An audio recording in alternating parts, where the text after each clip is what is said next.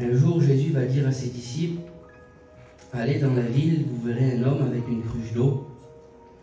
Il va dire, suivez-le. Et Jésus va dire ça la veille de sa mort. Et ces hommes vont obéir à Dieu, ses disciples vont obéir, ils vont aller dans la ville, à Jérusalem, et puis ils vont voir un homme avec une cruche d'eau, il n'a pas de nom cet homme.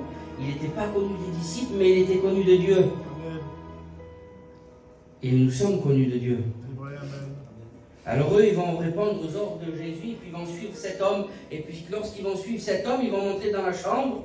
Et puis dans la chambre, c'était la Pâque, c'était la veille de sa mort de Jésus, il l'avait annoncé. Et puis là, quand ils montent dans la chambre, tout était prêt. Cet homme-là avait tout préparé. Mais il manquait quelque chose, il manquait Jésus dans la chambre. Et il manquait l'eau. Qu'est-ce que ça veut dire, Niki? Vous connaissez tous l'histoire, il va laver les pieds de Pierre. Mais Pierre ne comprend pas à ce moment-là. Il va dire, Seigneur, qu'est-ce que tu fais? Et le progrès, il est là. Qu'est-ce que tu fais, Seigneur?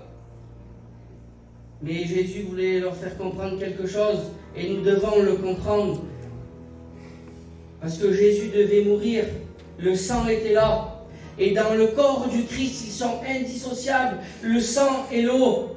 Le sang, c'est la sainteté. Et l'eau, c'est la parole, c'est la sanctification. Et dans le cœur du chrétien, ils sont indissociables aussi. Alléluia. Pierre ne comprend pas sur le coup. Il se rebelle en quelque sorte. Seigneur, c'est nous qui va te laver.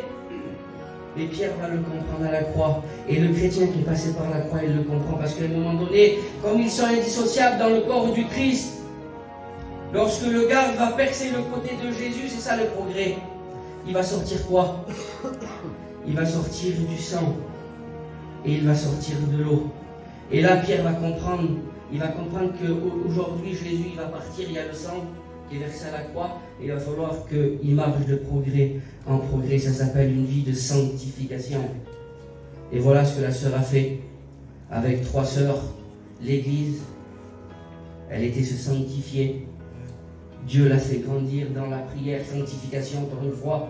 Progrès, progrès, progrès. Allons de progrès en progrès.